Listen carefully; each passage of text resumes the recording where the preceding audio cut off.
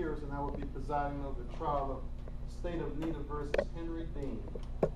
This is a first-degree murder case, and in a few moments, both the court and counsel will be asking you some questions regarding your ability to sit as a juror in this case. However, before we do that, I'm going to have the attorneys stand and introduce themselves and their client to you.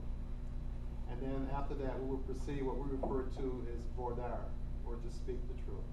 All right, so let's have the states please stand and introduce yourselves. Good evening, everyone. I am Felicia D.C. Pearson. I'm Chris Thibodeau. And we represent the state of Nita. All right, and while you're standing, will you please state the names of any witnesses that you might call during the trial? Today, we'll be calling Detective Shannon Snow and Miss Dallas Streeter.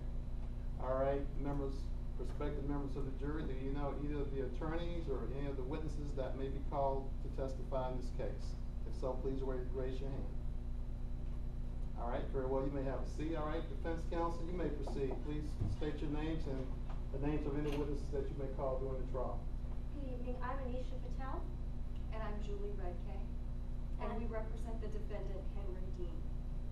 The witnesses that we'll be calling today are Mrs. Gloria Streeter, who's otherwise known as Precious, and we'll be calling our client, Mr. Henry Dean.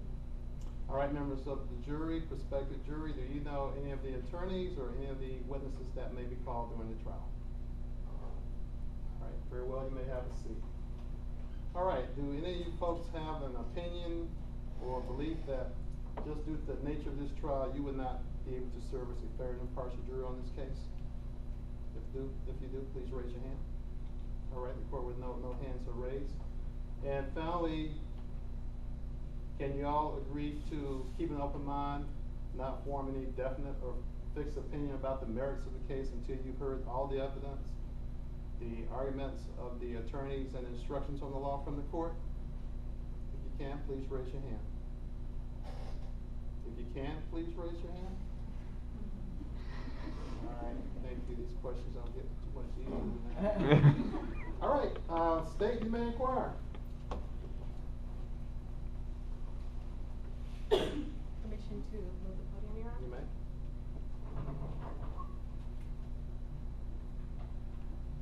You may. Good evening, everyone. Before we start, I just want to ask you if whenever your answer is yes, you'll be able to raise your right hand. Can everyone do that? Let the record reflect that all the possible jurors have agreed to raise their right hand whenever their answer is yes. Noted. So to begin, how many of you are married? How many of you are juror number 2? You said that you were married? Yes, ma'am. Let's please start from the left of the jury box, working our way to the right, with everyone stating their name and their occupation, and then we will get back to the previous question. Okay, I'm Melanie Hill, and I'm the assistant principal at an elementary school. Juror number 1. Juror number 2. My name is Katrina Lopez, and I'm a student. Juror number 3. I'm Emily Torelli, and I'm a teacher. Juror number 4. I'm Joshua Moses, and I'm a veterinary technician.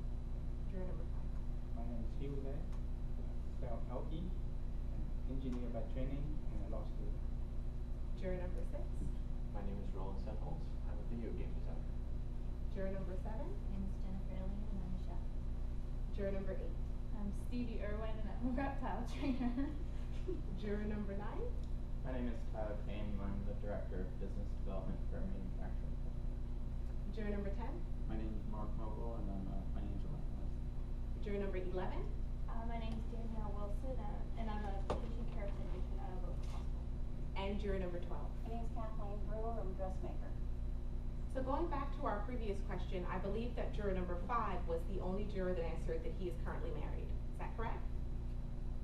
Now, juror number 5, how do you feel about cheating in a marriage?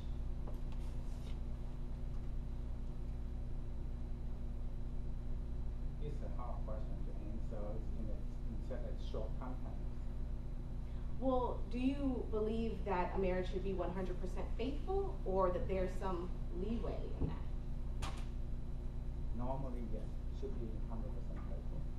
who agrees with juror number 5 that a marriage should be 100% faithful? Okay, juror number 2, you agreed. Why?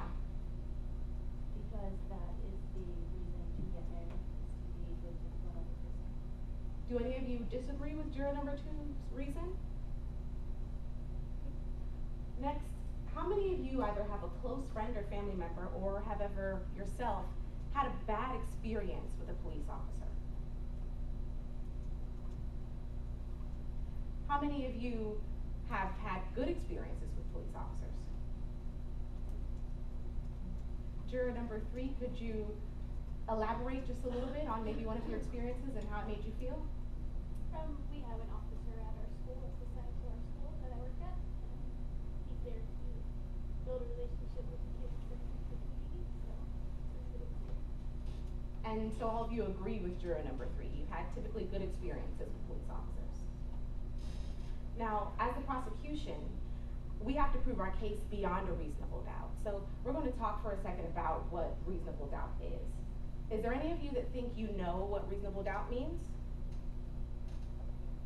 Okay, well, let's clarify a little. Does everyone know where the Tampa airport is?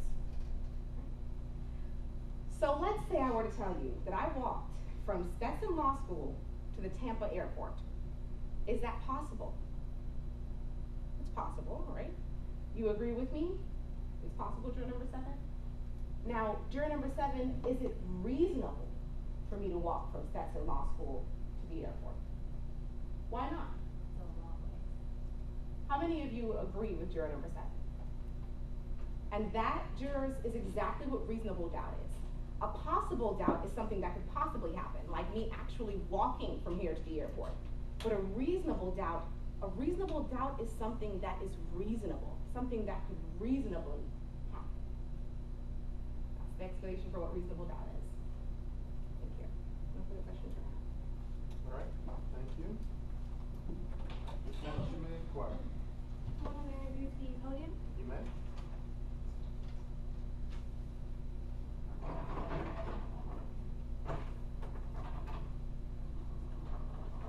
Good evening. Again, my name is Anisha Patel, and I'm going to follow on from a few of the questions that you just heard the state ask you. And again, if your answer is yes, I would ask you to raise your right hand. So can you demonstrate for me that everybody is okay raising their right hand? Your Honor, may the record reflect that everybody seems to be okay with raising their right hand. Noted. So firstly, I want to ask you, has anyone here ever been a juror in a case before? And can you raise your right hand if you have? Ms. Brewer, you said you raised your right hand. Can you explain, without telling me what the case was about or what the verdict was, could you explain what type of case it was? It's a murder case. Okay. And in that case, again, without telling me what the verdict was, were you able to reach a verdict? Yes, we were. And do you feel that it was a just and fair verdict? Yes, I do. And do you feel that you can put aside anything you may have heard in that case in participating in this jury? Yeah. Thank you. And I believe there was another hand raised. Oh, am I wrong? Can you raise your hand again if you've been a juror before? Juror number 8. Sorry, juror number 10. Could you explain the type of case that you were a juror on? It was a theft case. Okay. And were you able to reach a verdict in that case? No, we weren't. Okay. And despite not reaching a verdict, are you able to maybe put aside anything you've learned in that case and be fair and impartial in this case? Yes. Okay. And I want to talk to you about something which may be relevant to this case. Has anyone ever lived in an area or been to an area where there's a lot of alligators? Okay, we have a lot of yeses, so I'm going to ask you to raise your hand maybe in a moment again. But Ms. Lopez, you raised your right hand. Can you explain your experience a little bit? I never had any actual interaction with the alligators, but I do live in a neighborhood that has a lot of lakes, and there are some alligators. And how do you feel about alligators nearby? Are you comfortable with them being nearby? As long as they're just in the lake, that's fine. Okay. And you say that you're comfortable if they're in the lake. Would you happily stand next to an alligator? No, I wouldn't. And why not? Because the chance that it could act up. And with the evidence you might hear in this case, would you be fair and impartial if you heard something about an alligator in evaluating the circumstances? Yes. Okay. And just behind you, Miss Irwin, is that right? Could you explain Irwin. what your experience is? Being a reptile trainer, we're around all sorts of reptiles, including alligators, every day. It's part of our job, training. Because it's a part of your job, are you comfortable with alligators? Yes. And would you feel comfortable standing next to one? Only because of training that you go through and experiences that you have to have in order to have a job like mine. Okay. I'm sorry, Counselor, I have to ask this question. What do you train alligators to do? Like, have you ever been to alligator farms? Like when they do like tricks. Where you Okay, and I stuff? got it. Yeah. Thank you. Great to see. Okay. Can I have another show of hands of anyone else who's had an experience with alligators? Okay, Mr. Moses, you raised your right hand. Could you explain your experience? I used to frequent lake near my house pretty often. We do tubing and stuff, and we'd see alligators every now and then. Okay, and did you ever feel scared or were you comfortable tubing next to alligators? They make you a little nervous, but they usually stay their distance, so you kind of, there's like a mutual respect for each other. Okay, and Ms. Brewer, you also raised your right hand. Could you explain your experience? I have a Chihuahua. We walk it every morning, and there's several ponds we walk by, and the alligators will lay up on the beach like or on the bankways to sun themselves. And my dog, being Chihuahua, is very nosy and everything. She does have gotten close to them, and they just lay still or they move into the pond area. Okay, and you feel comfortable Yes, I sitting do. next to one? Okay, and Mr. Payne, did you also have your hand raised? Yes. Okay, could you explain your experience? I just have a friend who has a house on the outskirts of Lake Okeechobee, so there's a lot of alligators and some of the lakes and waters around there. Have you ever been to his house? Yes. Do you feel comfortable going to his house? Yeah. Do you feel comfortable going towards the back of his house, towards the lake? Yeah, okay. I want to move on to something a little bit differently. The state had explained to you what a reasonable doubt was, but does everybody here understand what a burden to prove what a reasonable doubt means? Yeah. Is anyone who's not quite comfortable with what that burden might be? You could raise your right hand if you're not comfortable. Okay. And Ms. Illigan, have I pronounced that right? Mm-hmm. Okay. Do you like any sports? Football? Okay. So, let me explain it this way. In football, somebody has to win at the end of the game. Okay, and why can't we just go home when it's a draw and give ourselves a pat on the back and just leave?